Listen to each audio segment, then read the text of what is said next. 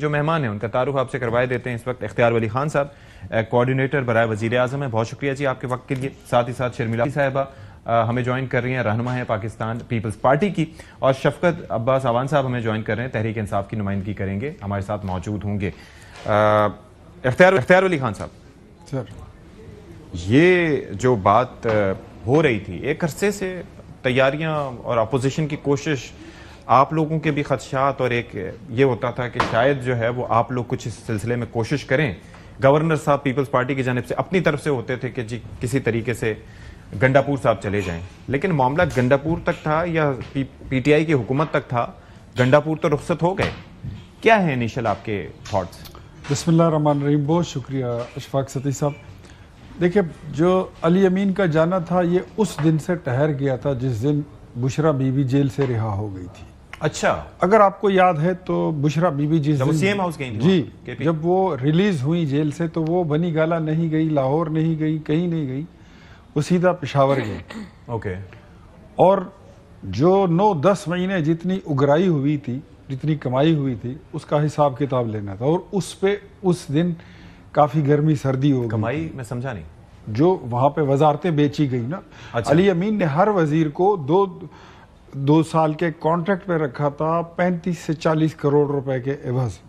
اچھا, یہ 2 سال کا کانٹریکٹ تھا. اوکے. ایک سیکٹری کو 2 سال کے اور 1 سال کے کانٹریکٹ پہ رکھا گیا, ان سے پیسے لیے گئے ہیں. ڈپٹی کمشنر کی پوسٹیں یہ ساری بیچی گئی ہیں. اچھا. وہ حساب کتاب کرنے کے لیے بشرا بی بی پہنچی تو ان کو وہ حساب نہیں ملا جو وہ اپنی طرف سے سوچ کے گئی تھی. وہاں سے بگاڑ پیدا ہوا تھا. خیبر پختونخوا میں گزشتہ 13 سال سے امن اور سلامتی اور آشتی کی گھڑیاں جو ہیں وہ الٹی چل رہی ہیں. خیبر پختونخوا میں گزشتہ 13 سال سے گورننس کی گھڑیاں الٹی چل رہی ہیں. مالی کرپشن کے سکینڈل جیسے کوہستان والے ہیں وہ ان کا منہ چڑھا رہے ہیں. خیبر پختونخوا میں پاکستان تحریک انصاف کے پاس وزیر اعلیٰ کے قد کاٹ اور سٹیچر کا ایون سنگل ایک بندہ نہیں ہے. یہ پیچھے ساری یہ علی امین میں سمجھتا ہوں اس اسمبلی میں واحد وہ کانا تھا جس کی ایک آنکھ تھی اور یہ اس میں راجہ تھا. اب پیچھے ساری اندھی اسمبلی ہے. اچھا.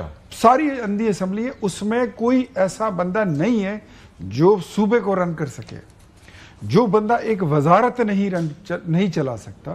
ساری پی ٹی آئی کی اس وقت جو لاٹ بیٹھی ہے اسمبلی میں, ان سب کو آپ اکٹھا کریں, یہ آپ کو ایک صوبائی وزارت چلا کے نہیں دے سکتے. اب ایسا بندہ جو پہلی بار اسمبلی میں آیا ہو, اب اس کے دوبارہ اس کو وزیر اعلیٰ بنایا جا رہا ہے.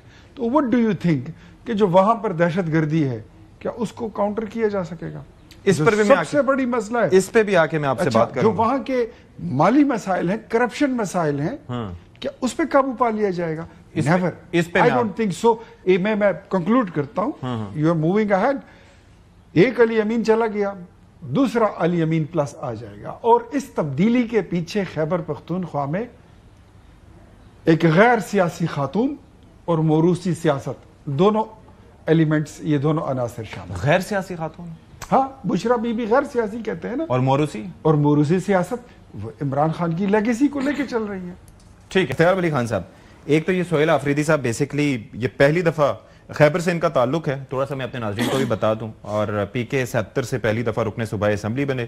اس سے پہلے انہیں صوبائی وزیر برائے ہائر ایجوکیشن بھی بنایا گیا تھا, اور موجودہ حکومت میں وزیر اعلیٰ کے معاون خصوصی برائے کمیونیکیشن اینڈ ورکس بھی رہے, اور یہ نچلی سطح سے آئے ہیں, یعنی کہ انصاف اسٹوڈنٹس فیڈریشن کے KP کے صدر بھی رہے ہیں.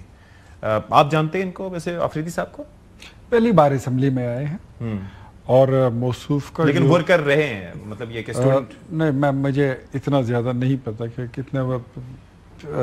کتنے رہے ہیں, لیکن ایک چیز جو ان کی وجہ شہرت ہے, گالی دینے میں مخالفین خواتین کو, دوسری جماعت کی خواتین کو گالی دینا, ان کی نقلیں بنانا, ان کی نقلیں اتارنا, شکلیں بنانا. یہ آپ کس کی بات؟ یہ میں نئے جو سہیل آفریدی صاحب ان کی, اور دوسرا اسٹیبلشمنٹ کے اگینسٹ, پاک فوج کے خلاف بہت کڑی اور سخت الفاظ کے ساتھ تقریر کی تھی, جو مجھے ان کی واحد کریڈیبلٹی لگ رہی ہے وزیر اعلیٰ بننے کی, جو خان صاحب کو پسند ہے کہ یہ میرے مخالفین کے پیچھے زیادہ بولا ہے اور سب سے اچھا بولا. ابھی تک یہ اسمبلی جب سے بنی ہے جو سب سے سخت تقریر اگر کسی نے فوجی اسٹیبلشمنٹ کے خلاف کسی نے کی ہے تو وہ سہیل افریدی صاحب تھے. اچھا. اور اپنے مخالفین کو زیادہ گالی دی ہے تو وہ سہیل افریدی صاحب ہے. تو یہ دو کوالیفیکیشن مجھے نظر آ رہی ہیں اور اسی کی بل بوتے پر اس کو وزیر اعلیٰ ان کو نامزد کیا گیا ہے. دیکھیں ان ساری چیزوں میں خان صاحب کا تو یہ کرائیٹیریا رہا ہے. ماضی میں ان کے وزیر بھی وہی بنتے رہے. جو نواز شریف کو گالی دے گا اس کی پروموشن ہوگی, جو زرداری کو گالی دے گا اس کی پروموشن کر دی جاتی تھی, جو خاموشی اور تدبر اور شرافت کی سیاست کرتا تھا اس کو ڈیموٹ کر دیتے تھے, باہر کر دیتے تھے. خان صاحب کی تو کوالیفیکیشن اور اس کا کرائیٹیریا ہے ہی ہے. لیکن اس سارے عمل میں since I belong from Khyber Pakhtunkhwa میں تو یہ دیکھ رہا ہوں کہ ہمارا صوبہ جو ہے اس کا کیا ہوگا. لیکن وہ جس طریقے سے راجہ صاحب کہہ رہے ہیں, سلمان اکرم راجہ صاحب کے جس بنیاد پہ کہ جی وہاں پر آپریشن نہیں ہونا چاہیے اور وہاں پر افغان حکومت سے بات کریں اور وہاں پر اس طرح سے بات کریں, آپ کو لگتا ہے کہ یہ اب بھی بات کا وقت ہے یا ابھی مزید موقع دینا چاہیے؟ دیکھیں بات چیت کا موقع ہر وقت ہوتا ہے, اس میں بھی کوئی بات نہیں ہے. لیکن سلمان اکرم راجہ کے آپ نے الفاظ شاید غور سے نہیں سنے.